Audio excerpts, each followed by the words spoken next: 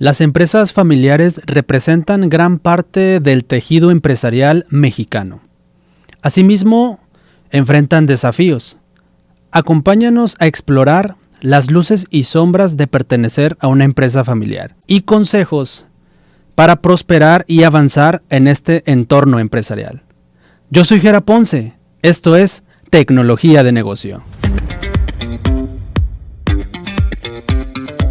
Tecnología de negocio. Tecnología de negocio. Un programa para emprendedores, empresarios, personas interesadas en sumergirse en el mundo digital para mejorar la rentabilidad de sus negocios y empresas.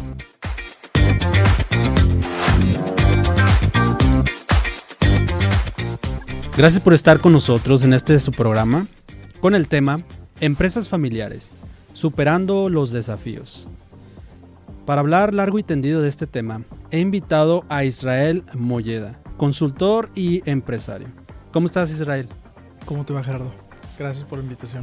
Gracias por aceptar y por tu tiempo tan valioso, y pues yo sé que vamos a aprender muchas cosas el día de hoy. Claro, lo que podamos contribuir, adelante.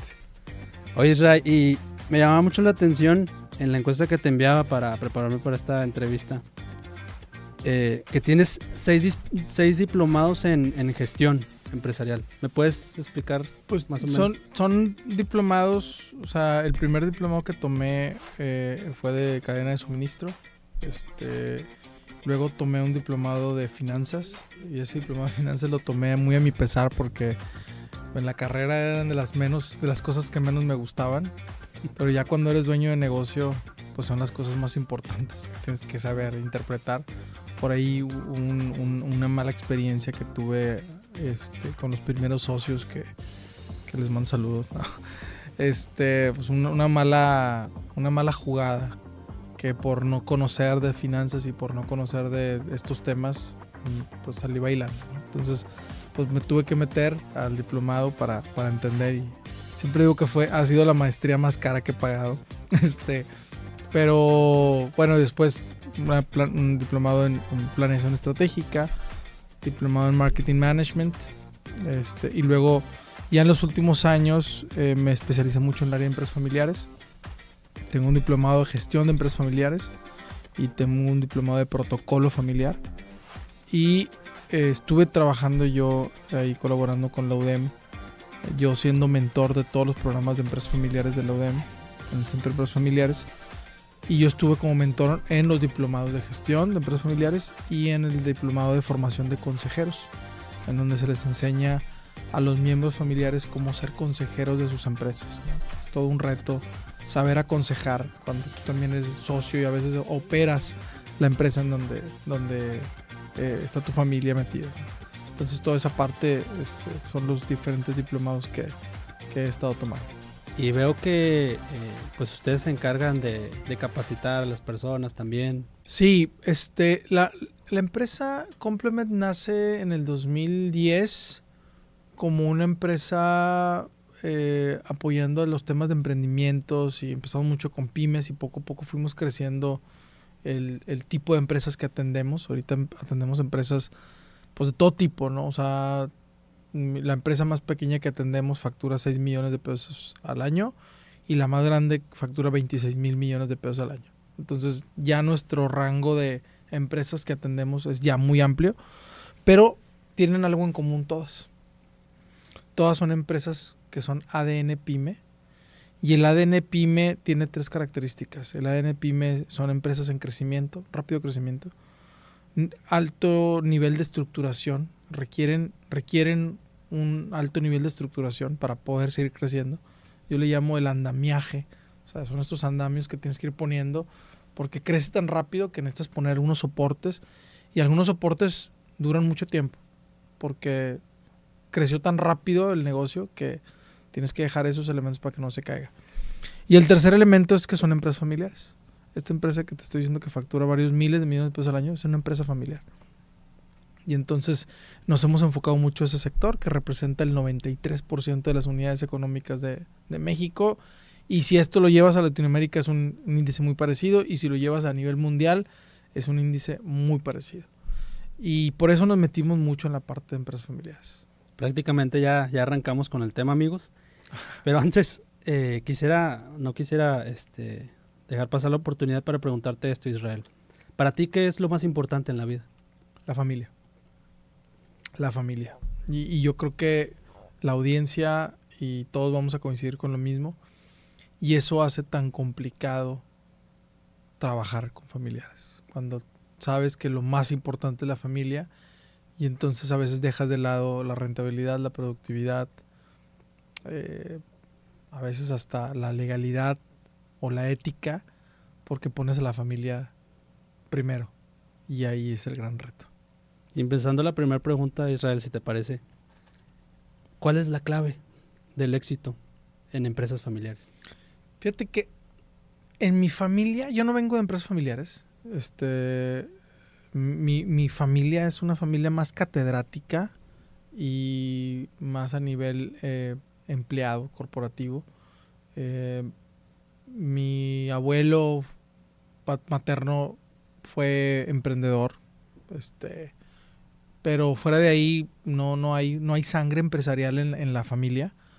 Y si me hubieras hecho esta pregunta hace 5 años, yo te diría que hay que siempre separar la familia y la empresa. O sea, se pueden separar familia y empresa. Hoy te puedo decir que no se pueden separar. O sea, tienes que aprender tienen que aprender a coexistir estos elementos. Y la mejor apuesta que hay en una empresa familiar es abrir mesas de diálogo y momentos de diálogo para cada uno de los elementos, ¿no? Nosotros recomendamos mucho manejar, así como decimos, oye, los lunes va a haber junta de ventas y los martes junta de operación. Nosotros decimos, bueno, los lunes va a haber junta familiar y están los familiares desde su rol familiar, el papá, el hermano, la pareja, el yerno, el nieto. Y ese mismo grupito los miércoles se junta como empleado. Y entonces ya no es el familiar, es quién es el de compras, quién es el de ventas y quién es el, ¿no? Y los viernes se juntan como accionistas.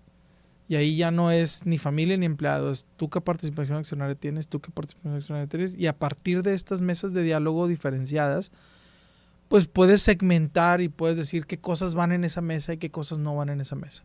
Y creo que eso es uno de los elementos que no estás separando la familia de la empresa, pero estás enseñándoles a hablar en mesas separadas los temas que le competen a cada mesa.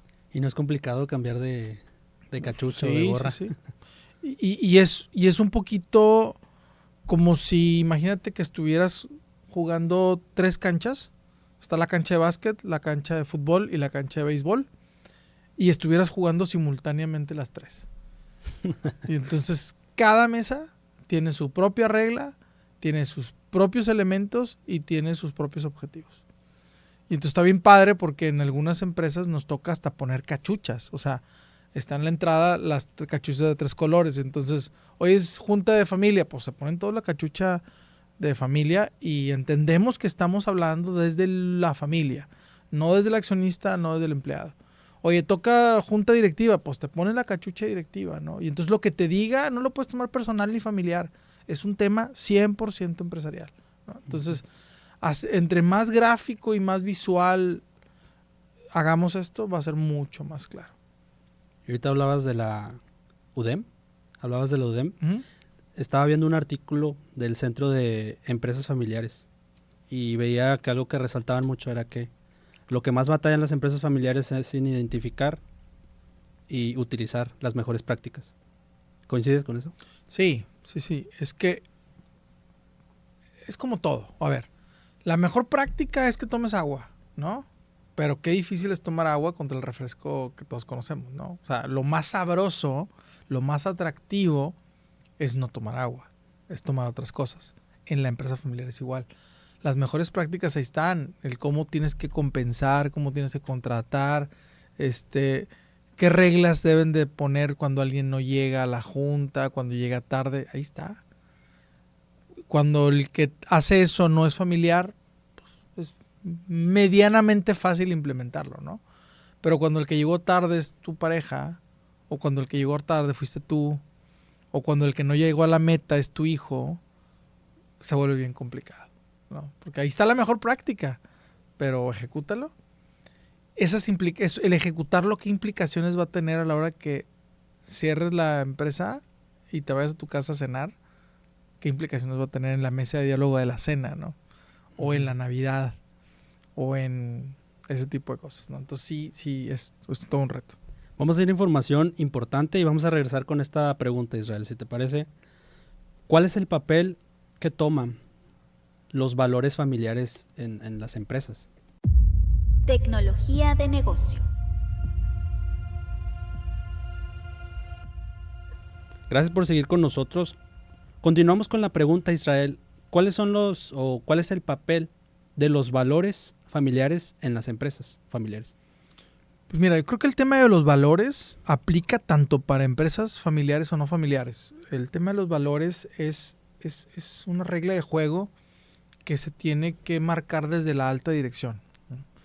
Si tú en la empresa pusiste que el valor es el respeto, lo tiene que vivir toda la organización, incluyendo la dirección general, incluyendo el último puesto, que puede ser a lo mejor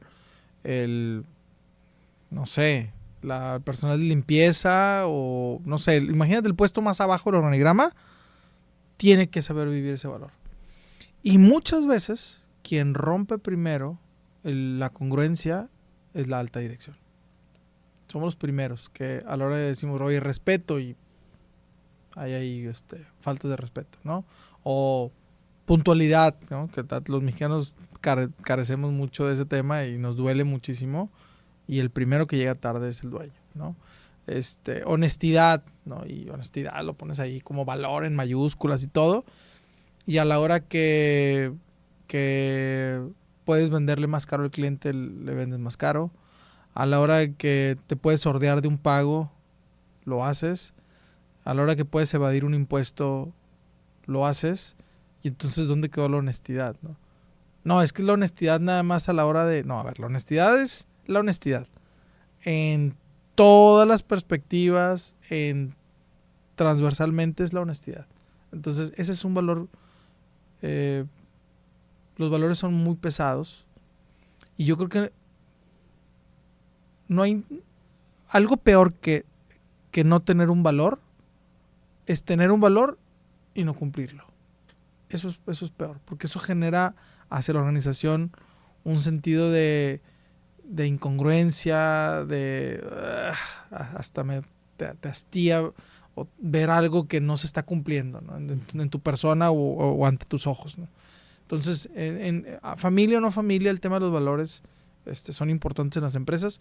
En una empresa familiar, pues tendrían que revisar cuáles son los valores que prevalecen en la familia y buscar que esos valores empaten con los valores empresariales, con lo que requiere la empresa para subsistir. Porque pues, tú puedes decir, oye, espérame, es que yo quiero pagar los mejores sueldos a mi familia y que mi familia no sufra de carencias, ¿no? No sé si es un valor o no, pero suponiendo que por ahí fuera el valor. Pues sí, pero si la empresa y el modelo de negocio no puede pagar eso, pues de nada sirve que lo tengas aquí como familia, ¿no? Entonces, es bien importante que hagamos un match entre los valores familiares, los valores que busca la empresa, y buscar ver en dónde empatan, ¿no? estos valores. Y también algo que yo siempre les digo es, no hagas una lista de 10 valores, o sea, agárrate 3 valores. Los 3 valores más fuertes que puedas cumplir y que sumen a tu oferta de valor y que hagan match con tu familia, esos valores agarros. Y los otros que son más difíciles de cumplir o de empatar, pues, no los agarres. Pero sí, enfócate en estos 3 o 4 valores importantes para el negocio. Y hablando de continuidad del negocio, ¿cómo puedes asegurar en una empresa familiar esa transmisión generacional o transmitir y heredar los negocios familiares? Mira, tenemos una empresa, además de esta empresa Complement, tenemos otra empresa que se llama Perdura, Instituto Perdura. Y lo que buscamos en Instituto Perdura y en Complement es asegurar el crecimiento sostenido y armonioso de las empresas familiares. O sea, porque si tú creces económicamente, pero no crece la armonía, truena. Si tú creces la armonía y no crece la sostenibilidad, también truena. O sea, tienes que cuidar que los dos vayan de la mano. Y nosotros hemos visto que la fórmula del éxito de esto es crear un balance estructural en lo que la empresa requiere en ese momento. ¿Qué es lo que la empresa requiere? Y para eso nosotros hacemos 2 diagnósticos. Un diagnóstico de complejidad empresarial y un diagnóstico de complejidad familiar. Porque no es lo mismo abordar una empresa de primera generación, donde no hay conflicto, donde no hay hijos, donde todos quieren trabajar en la empresa, a agarrar una empresa familiar de tercera generación, donde hay hijos que no quieren trabajar y quieren recibir dividendos, donde ya hay conflictos, donde ya hay cónyuges metidos, donde hay divorcios, donde hay... Es bien diferente la película ahí, ¿no? Entonces nosotros necesitamos identificar el momento actual en el que se encuentra la familia y los pasos siguientes a los cuales va a migrar la situación familiar. Y ahí, con esa situación, le vamos proponiendo ciertos elementos. Y hacemos lo mismo en la parte empresarial. No es lo mismo una empresa de una sucursal, de un margen pues, noble o de un sector con poca agresividad de competidores, a una empresa con un margen castigado, con muchas sucursales, muy diversificada, con un segmento de mercado poco leal y con una agresividad de las condiciones de mercado. Pues, el tratamiento ahí es diferente. Y entonces nosotros sumamos las calificaciones de la complejidad familiar y la complejidad empresarial y te damos un balance estructural. Y lo que te proponemos es para hacer match con lo que requiere la empresa en ese momento para llegar al siguiente paso. No te damos más estructura a la que requieres, porque darte más estructura lo único que va a hacer es que te va a hacer más burocrático y te va a hacer gastar muchísimo en documentos que ahorita no ocupas. Pero tampoco te puedo dar menos estructura porque si no hay riesgos que no vamos a estar cuidando o tu crecimiento va a estar limitado porque no estás pudiendo dar el siguiente paso. Entonces esta formulita ya tenemos todo un diagnóstico y al final lo convertimos en 2 etapas, que es la profesionalización y la institucionalización. La profesionalización es cuidar todo lo que pasa de la empresa hacia adentro y la institucionalización es cuidar todo lo que pasa del patrimonio hacia el uso del patrimonio por los familiares. Entonces separamos esos 2 elementos en profesionalización e institucionalización. Acabas de comentar algo muy importante que me llama la atención y mencionaste la palabra proponemos. Uh-huh. ¿Qué tan complicado es que esas propuestas se puedan cristalizar en las empresas donde brindan el servicio de consultoría? Déjame te presumo algo.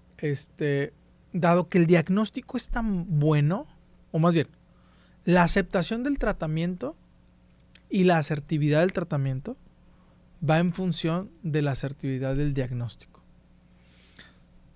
Y es como cualquier padecimiento, ¿va? O sea, oye, me duele la cabeza, ¿va? Y si tú vas con un doctor y te receta paracetamol, pues a lo mejor te quita el dolor de cabeza un ratito, pero te vuelve a dar porque a lo mejor el problema que traes es un tema de deshidratación y a lo mejor lo que tú tuvo que haber dicho es toma más agua, ¿no? O a lo mejor traes un tema de hipertensión y lo que te tuvo que haber hecho es haber tomado tu presión arterial y decirte traes una hipertensión, bájale el estrés, bájale a estos alimentos y toma estos medicamentos, ¿no? Entonces, el éxito del tratamiento va en función del éxito de un buen diagnóstico, ¿no? Y cuando tienes un buen diagnóstico y tú le dices a tu cliente, a ver, te duele esto, y esto es por lo que has pasado, y esto es lo que te gustaría que pasara, y esto es lo que seguramente ha pasado y no ha logrado concretar por estas situaciones, el cliente se siente tranquilo porque dice, sí tienes razón, me leíste la mente. Y esto se logra, pues, no como por adivino, hay una metodología que hemos estado desarrollando estos años de diagnosticar correctamente. Y pues también son los años de clientes, ¿verdad? O sea, actualmente traemos cerca de 25 empresas familiares de diferentes industrias, diferentes tamaños. Y cuando llega un cliente con nosotros a platicarnos la historia, le decimos, sí, ya, esta historia ya la vi 4 o 5 veces. Ahorita en la mañana un cliente, sin decir nombres, obviamente, sin revelar identidades, decimos, acaba de pasar el cliente algo parecido a ti y le pasó así y le fue bien, hizo esto, o le fue mal porque hizo esto. Y entonces, pues estar hablando de un mismo idioma favorece mucho al convencimiento del tratamiento y posteriormente al éxito del tratamiento de esta propuesta. También mencionaste la armonía en la familia. ¿Cuál es la clave para mantener esa armonía en la familia y pues tener éxito en los negocios? Yo creo que te voy a decir que, te voy a confesar que yo y mi mujer tenemos más de 10 años asistiendo a terapia de pareja. Los primeros años de matrimonio, el primer año de matrimonio sobre todo, fue muy difícil. Fue muy difícil. Porque mi mujer y yo venimos de familias completamente diferentes. Y entonces, ese primer año de embonar de mis ideas, tus ideas y mi realidad contra tu realidad fue todo un choque. Afortunadamente en mi familia, mi mamá es psicóloga y muchas de las cosas desde chiquititos, mi mamá nos mandaba a todos al psicólogo, y entonces siempre es ir con el experto para que nos ayude como a entender nuestros pensamientos. Y entonces decidimos ir a terapia familiar. Y en la terapia familiar juntos hemos aprendido muchísimo, yo de ella y ella de mí, con un mediador. Y entonces, respondiendo un poquito a tu pregunta, la armonía se logra cuando logramos entender las necesidades que tiene la otra persona y buscar la interpretación de lo que está diciendo. No hacer caso o no atender lo que está diciendo, sino lo que quiere decir a través de lo que está diciendo. Y a veces para eso requieres un intérprete. Y estos intérpretes pues somos los que somos expertos en empresas familiares, ¿no? Entonces nos toca atender empresas familiares en conflicto, que hay un divorcio o hay una pelea de hermanos o hay demandas, que a veces las empresas familiares se van por lo legal, cuando a lo mejor pudo haber un paso previo en donde, a ver, vamos a sentarnos a ver qué estás queriendo decir con esto que me estás diciendo de que ocupas una auditoría de una empresa que yo estoy manejando durante 5 años y que ahora que te metiste al negocio ya no confías en mí, ¿no? No, a lo mejor no estabas queriéndome atacar, a lo mejor lo que estabas queriéndome decir es, qué raro que hace algunos años había más dinero y ahorita ya no hay. Y entonces yo te estoy pidiendo una auditoría y tú lo estás tomando como un ataque y desconfianza, cuando a lo mejor lo que está pasando es, a lo mejor las condiciones del mercado han cambiado y no hemos sabido entender qué ha pasado, y entonces se crea esta como desconfianza de qué está pasando dentro del negocio, ¿no? Pero eso, cuando ya llega un intérprete a decir, espérame, es que no está queriendo atacar, está queriendo decir eso desde su postura y desde su realidad que ha vivido, ¿no? Entonces, creo que la armonía se logra entendiendo lo que está queriendo decir la otra persona con lo que está diciendo. Tú, obviamente, como receptor, con la voluntad de querer conservar la armonía, pero entender también que hay un ente que se llama empresa, que tiene sus propias necesidades, sus propios requerimientos, y que poder balancear estos 3 círculos, familia, patrimonio, empresa, requieres a alguien que te ayude a ubicar dónde van cada uno de los diálogos, ¿no? Entonces, el acompañamiento profesional y la voluntad de las partes de querer mantener la armonía son el éxito. Es la clave. Ha habido empresas familiares en donde uno de los miembros quiere, pero otro no. O algunos de los miembros quieren, pero otros no. Y ahí sí no hay poder profesional, humano que arregle, ¿no? Y también ha habido casos donde las partes se quieren arreglar, pero no hay un intérprete.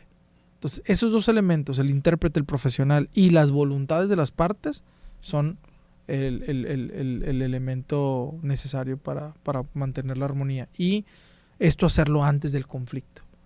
Porque hay muchas empresas, cada vez menos, y esto se da gracias a los espacios en que, como este que tú nos estás dando, en donde estamos haciendo llegar esta información a más empresas, pero algunas de las empresas nos buscan cuando ya el conflicto está muy fuerte. Ya me peleé con mi hermano, ya me peleé con mi mujer, ya me peleé con mi socio, ya. Es bien difícil, si es posible, pero es bien difícil arreglar cuando ya hay un conflicto. Cuando nosotros les hablamos de, oye, hay que hacer un proceso de sucesión. Oye, espérame, pues es que no me estoy muriendo, me dicen. Mi hijo tiene 18 años, todavía le falta mucho para ser director general. Pues sí, pero no sabes. O sea, no sabes si ahorita saliendo de aquí me ensarto, ¿no? O sea, no sé, o un infarto, no sabemos. Y mientras tanto, tú eras el único que tenía los tokens de tu empresa, no había testamento, nadie sabe si tú no estás, quién va a dirigir tu negocio. O sea, no es para que te mueras, es para que pase lo que pase. Simplemente vacaciones. Y desatenderte, ¿no? O sea, haz un plan de sucesión. Oye, por ejemplo, yo cuando me certifiqué en el tema de protocolo familiar, me llamó mucho la atención que en Latinoamérica es la única zona en donde el protocolo familiar, en uno de los capítulos de planes de contingencia, ponen el tema del secuestro. En ninguna otra parte del mundo, en Latinoamérica sí.